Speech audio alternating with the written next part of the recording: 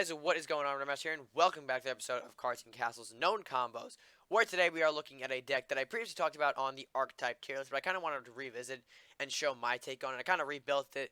I've had a very success with this deck in the past, but I think right now it's in a very good place in the current format to run as a pretty solid competitive deck, slightly competitive deck choice.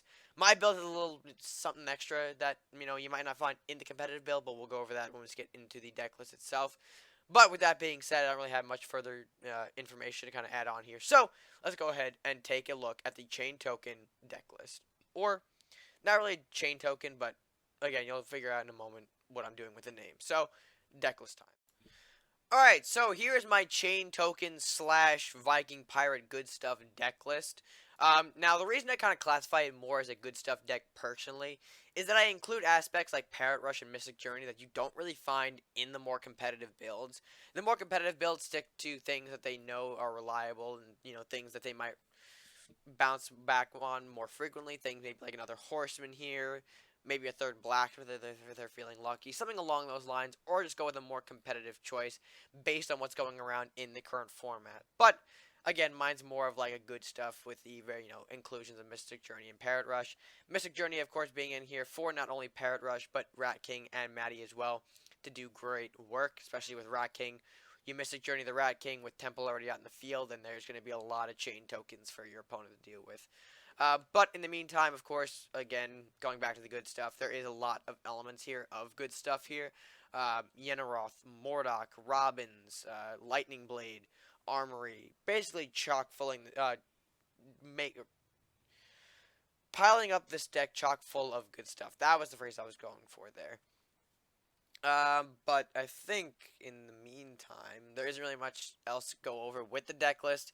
Again, chain aspects here, Lightning Blade, Temple of the Five Gods. If you guys watched the Archetype tier list video, you'll know that I heavily kind of emphasize chain as such an not really underutilized, but such an overlooked ability that it can be a big problem for those of you who face off against Temple of the Five Gods and Lightning Blade, considering that your positioning is going to be a little messy, thanks to what you're forced to do, given that Temple is on the board. But of course, in the meantime, there isn't really too much to go over here. A lot of it is what we see in other decks.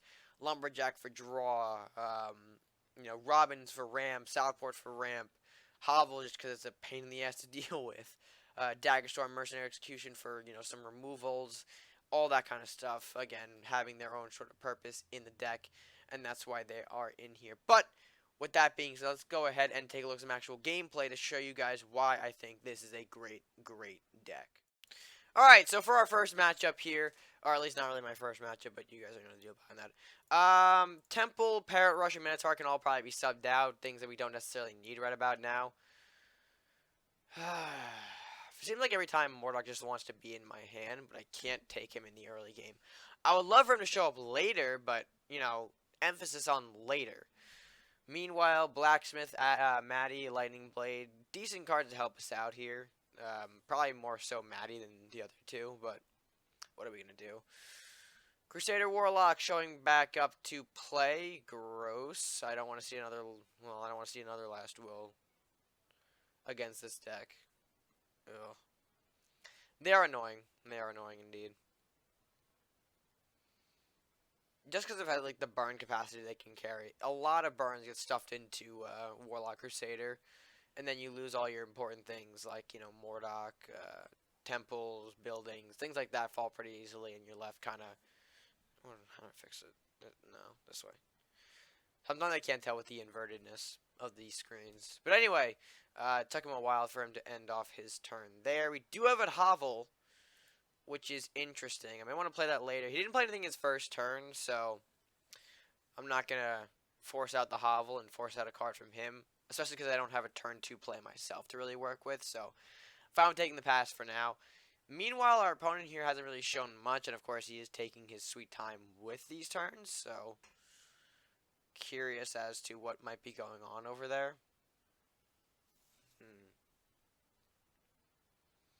Earth Knight. Okay. So potentially seeing some Knight action. Ooh, wonderful pull, wonderful pull. Bring out a Headwood from that. Hopefully, I know Headwoods burn doesn't really affect armor too well. You know, if it burns a piece of armor, the armor just regens right back. So it is a little annoying. Okay, no additional play. Can we burn that? Really? That makes me sad. Alright, easy fix though. We'll do this. Bob that.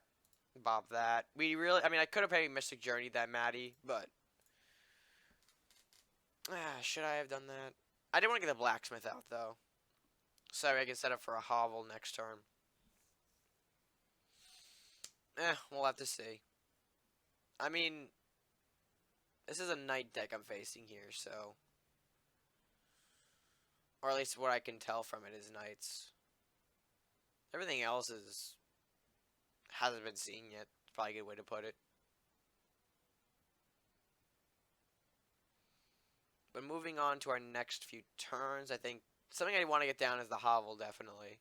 So we'll throw that out once this turn is once we actually get our turn back. Following that, what might be the play here? Probably a blacksmith. I mean, we are getting time to think about our turns because our friend here just, for some reason, is not responding. Oh, cleric, there we go. Actually, that's great blacksmith value right there. Normally, I probably would play the hovel, but this is great blacksmith value. He'll get a heal off on his castle, which is fine, but to push this headwood further and take out yet another knight is great for us. And then, of course, we'll probably rat hovel down here. Ooh, Furnace Knight. There's a card you haven't seen in, like, ages. Interesting. Alright. So, we'll do that. Get a hovel set up. Unfortunately, we don't have a lot to come back with. Parrot rushes are great, but we need treasure to really get that going. Another Furnace Knight charging down the line. Of course, this one they want to do some damage. Okay. This could work a little bit here. So let's do that. Let's do that. Yep. Perfect. Parrot comes out, or at least one of them does. We'll do that. Move the blacksmith back up here. Ends our turn there. Not bad. I was originally considering sacking a blacksmith, or at least thinking I'd have to sack a blacksmith. But the Elvish Thief was a good pull for us in that moment. Meanwhile, Resolving Paladin comes out. Okay, let's get another hovel down. Let's Lightning Blade hit face a little bit here. Let's assert some damage early on. I know that was a preemptive use of the Lightning Blade. I am aware of that, but I do want to kind of push some damage here and force this Paladin to maybe reconsider where he's hitting. He could move up and hit my rat, of course, but that wouldn't do too much. His focus should probably be on that Parrot. Now that Parrot is able to trade with the Paladin's Resolve. Going to move up, though, for, okay, a Luminaris. That is a big Luminaris, or at least a big value Luminaris. It's fine. I probably should have moved my guys back, but you know what? That's okay. We can still trade with this Paladin, though, nice and easy. As you can see here, we can bop the rats just like that. Mordok comes out, smacks his Paladin. Whatever comes out, we'll finish it off. Wraith, let's move him up here to do that, so that we can protect our Mordok a little bit. And then we, meanwhile, can still continue to push this Parrot, which is just chilling. So he does have a couple options here, or at least he can Flamestorm to get rid of Mordok and Parrot. That would leave Wraith alive on the board, though. He does have 9 gold, maybe an Arbiter's Return, which would heal up his castle. I mean, this is this is straightforward Knight play. There's White Knight. Okay. I mean, he can body block, sure. Guardian can take out the Parrot, I imagine. Yep. Simple as that. That wasn't a good idea. That just ends the game. Yeah, that ends the game. I don't know what to tell you, buddy, but that opens up for defeat on your part. So, good first matchup. I mean, Knight's not something you see too often, but again, we did see what this deck can do, especially with the Parrots, a very underused card in my opinion. Let's go ahead and jump into a second match to really demonstrate the power behind Chain Tokens or the Viking Pirate good stuff, whatever you want to kind of call it. So, match number 2. Alright, and for our second match here, looking like we're playing up against a similar deck build, another Viking Pirate. So, Maybe we'll see a couple of mirror plays here, which will be great to see. Well, not too great in terms of me actually playing the game, but you know what I mean. Should be interesting to see what kind of tricks he's got up his sleeve, especially considering that we might be using the exact same decks here. Master Thief to start us off here from our friend.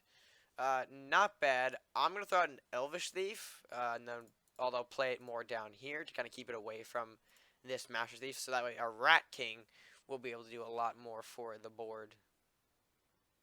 Okay, Maddie from our opponent brings out a Saurus. Alright, not the best pull you can honestly pull out of Maddie, but that's okay. We're not all winners. Alrighty. He probably knows that I have something up my sleeve, so let's kind of tempt him in further with Blacksmith. Let's kind of just invite him in. I'm not too worried about taking early damage. But then again, he might be on to what I'm kind of throwing out here.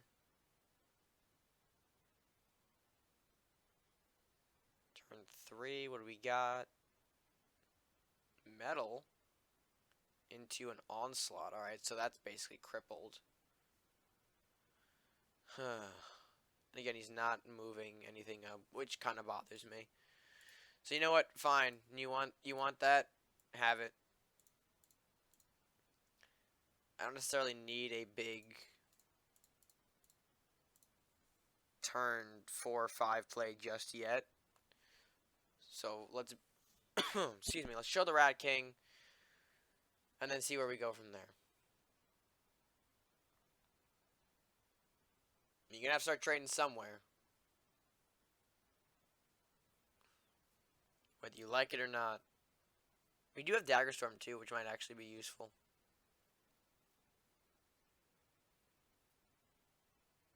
There's no way he wants to do... Really?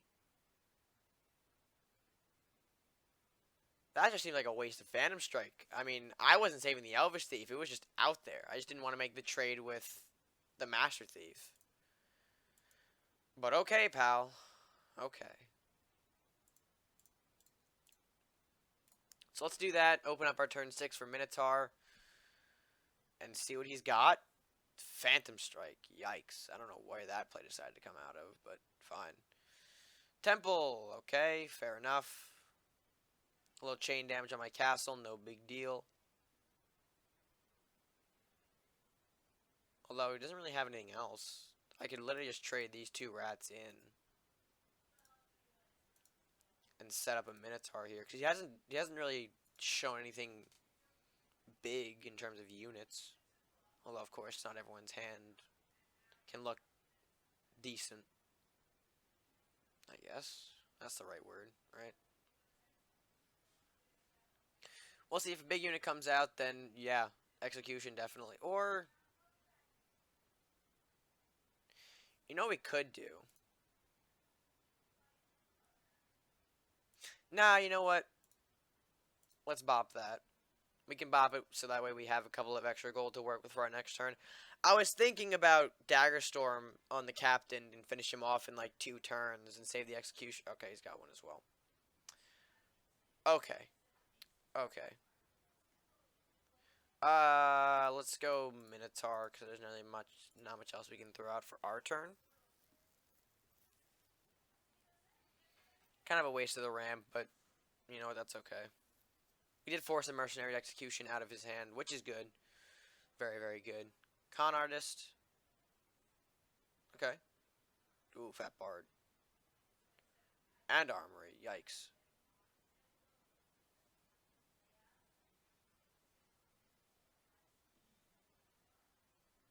Huh.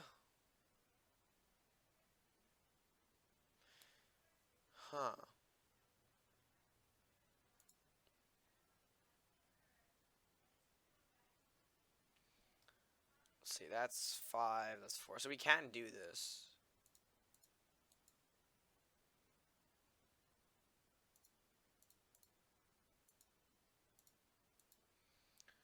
Let's keep these boys spread out just a little bit.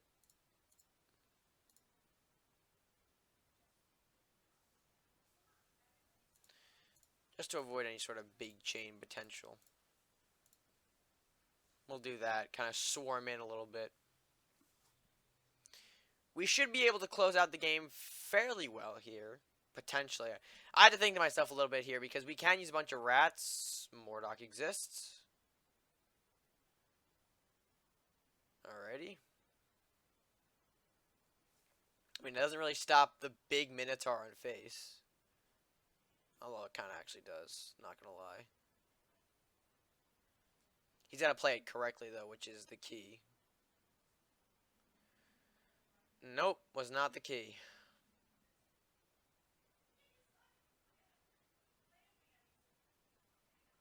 He could have done more damage if he used the Wraith Sphere first.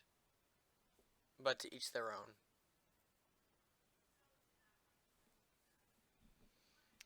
If I can get a buff here. Let me just see here. Rat Hovel. Okay, it's fine. If not, then...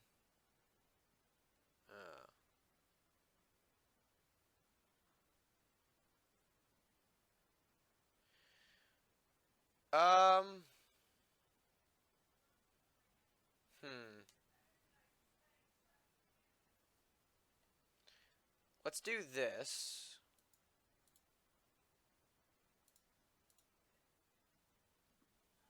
It's fine if we get a little damage there, no big deal. What we could do...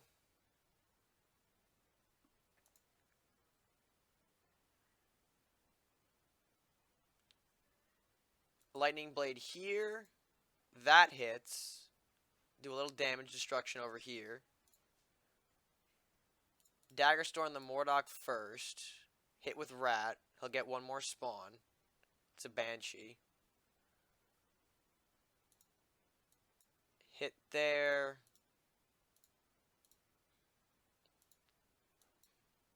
And that ends our turn. Alright, that was pretty good. Staved off a lot of damage, I think. Or at least that was pretty much the right play, I think. Flux comes out. How you doing, ma'am? Okay, Fear and Plunder. Watch him fear the rat back. Or he could do Plunder on the rat to save Banshee. Or at least he'll think he can save Banshee. Nope, he'll just hit me. Fair. Oh, Fat Bard, that's why. Oh, and he'll fear... Okay. Again, to each their own, I guess. Let's do that. Followed up with that. Avoid lightning. Always critical to avoid lightning. Oh, battle. Oh, thank you. We'll take that. I'm like, wait, how am I going to get past this battle ready that he's going to pull out now? That'll be more than enough to do it. And a lot of his hand is still, I think, minor spells. He's got the Plunder in hand. He's got a battle ready in hand. And then, yeah. Not a lot of units, I think. Or at least not a lot of, oh. Dagger Storm. 2 Dagger Storms. So all of his hand... all of those just landed on the rat. Oh, my condolences. Ay, ay, ay. You hate to see it. I mean, what do we really give that man there? Just a big old oof. Yeah, let's do this. Put more damage on the castle. He can ignore the Yenaroth completely, that is true right about now, but he can do a little more with his hand, I think. And he doesn't have healing, so this is pretty much... He should be getting, or at least trying to figure out how to get healing from... Okay, like that works, I guess. Battle ready, even though, I mean, sure. He needs healing out of this. That's not healing. Get a little damage on buildings, true, but ultimately not going to be what he's looking for, considering sudden death kicks in. So this will be another win for us. Very nicely done. Couple of interesting things. I mean, not entirely the mirror matchup, if you will. Let's see here. I do want to see if he can get heal out of this one. I know it's a little mean, but I want to see if he can get any heals. Incinerate, Dragon Search. Okay, no, not necessarily. That's fine. Okay, yep. That'll do that. And then Banshee. We'll just do that. Alright! Not too bad. Overall, pretty decent showings from both matches. Second one was more demonstrating, I guess, how well the chain works in the deck, or at least how important the chain is. You saw, not only from myself, but my opponent as well, once he threw out the temple, kind of what was important for me to set up for and what was important for me to watch out for. So again, putting that in your opponent's head definitely means a lot more going forward in a matchup, and definitely does a lot more for your end too. So overall, two great matches to showcase the power behind Viking Pirate good stuff or chain tokens. So again, whatever kind of deck choice you want to go with there. I'm more of the good stuff, considering Parrot Rush and Mystic Journey kind of thrown in here for a little extra boost. But overall, again, very nice from both decks. Alright, folks, and with that being said, that's going to wrap it up for this video. Let me know what you guys thought of it by giving it a like if you enjoyed, sharing with friends, and of course, subscribing if you haven't done so already, by supporting the channel, clicking that subscribe button at no extra cost to you, all that good stuff. And, you know, your thoughts on the deck as well. I appreciate hearing those as well down in the comments section below. Let me know what you thought of the matches as well as the deck. And with that being said, guys, that's going to do it for me for now. So, until next time, stay gaming.